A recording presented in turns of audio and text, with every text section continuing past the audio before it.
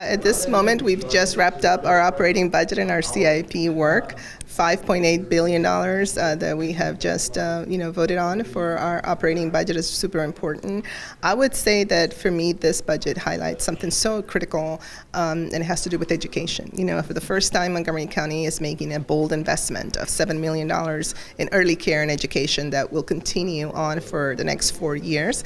And we fully funded, of course, our Montgomery County Public Schools budget and Montgomery College. But all of that is connected because we're looking at how do we best position ourselves to have a workforce that is ready for the jobs of today and tomorrow. And so investing in all these components is critical to that goal. So now moving on to some other issues that the council has been involved in.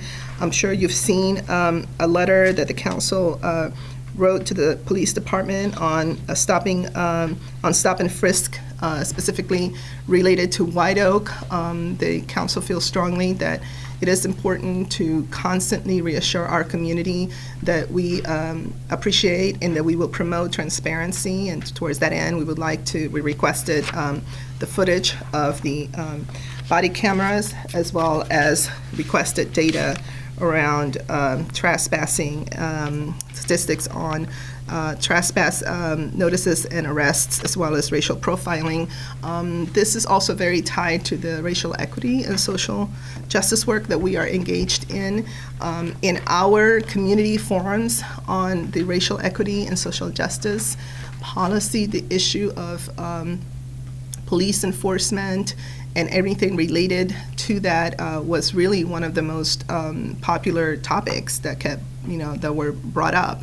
And so as the executive is moving forward in interviewing possible candidates for police chief, he has agreed, and this is something that we also requested, to engage the community in this search and hold community forums to hear from the community in terms of what it is that they would like to see in terms of a police chief. There was a lot of investment in public safety because we feel very strongly that we need to give our public safety officials and our departments the resources they need. We're also working through a couple of bills that build on transparency and on community policing as well, because we want to be ahead of the curve. And although we've had some incidents that have been very negative, we don't want that to get out of control. We want to be able to ensure that our residents understand that we value transparency, we value our law enforcement officers, but we're not afraid of making sure that we provide that level of transparency. Overall, I think it's a budget that is sensible and responds to the needs of our residents.